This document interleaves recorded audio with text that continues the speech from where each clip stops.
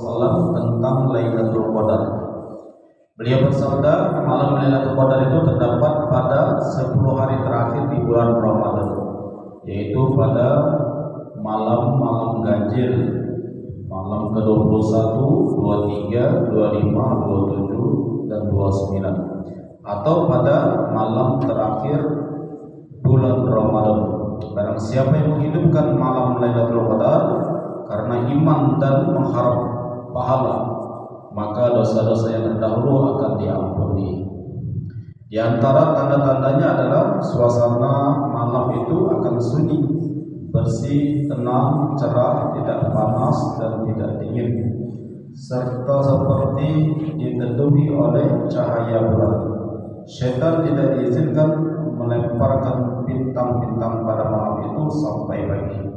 Dan termasuk tanda-tandanya adalah matahari yang terbit pada pagi hari itu tidak terasa panas cahayanya, seperti bulan purnama. Pada saat itu Allah melarang setan-setan muncul bersamanya. Hadis riwayat Ahmad Baihaqi dalam kitab Durrul Mansur. Faedah hadis ini, sebagian yang disebutkan dalam hadis ini telah dikemukakan di lembaran-lembaran yang telah lalu, dan yang terakhir adalah adanya beberapa tanda Lailatul Qadar yang sudah jelas, tidak perlu lagi dibahas panjang lebar.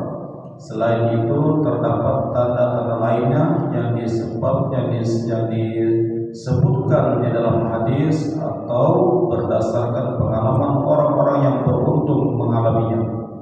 Tanda-tanda khusus yang disebutkan di dalam hadis adalah bahwa matahari terbit tanpa disertai cahaya yang menyilaukan. Banyak hadis yang meriwayatkan tentang tanda-tanda khusus ini.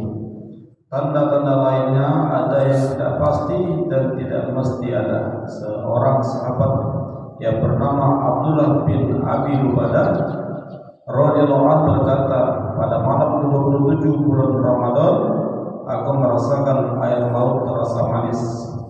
Ayyub bin Khalid berkata, suasana ketika itu aku merasa aku harus mandi, dan aku mandi dengan air laut.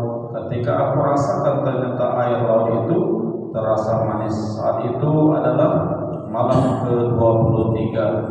Beberapa orang masih para ulama terdahulu menulis bahwa pada malam Lailatul Qadar semua benda-benda akan bersujud kepada Allah Subhanahu wa taala. Bahkan pepohonan pun akan merebah ke tanah dan kembali seperti semula. Namun hal itu merupakan peristiwa kasyaf yang tidak dapat dilihat oleh setiap orang. Dari Aisyah radhiyallahu anha berkata, saya bertanya, ya Rasulullah, jika saya ketahui malam itu adalah Lailatul Qadar, apakah yang sebaiknya saya baca?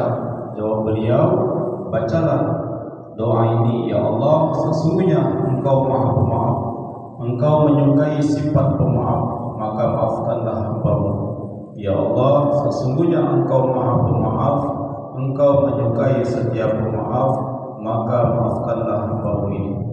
Hadis riwayat Ahmad, Ibnu Majah, Tirmizi.